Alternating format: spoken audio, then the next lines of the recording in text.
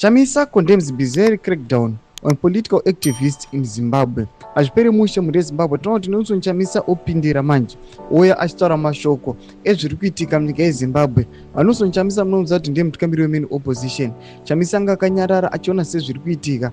Vanhu havasitomboziva kuti Nelson Chamisa aripi nokuda kwokuti aiwa Chamisa aminoti akatomboplani vanhu vese vari Rwanda ndisana mina mashoko anomuda taura muzara nhasi kuti bo subscribe like kuti naona bell like.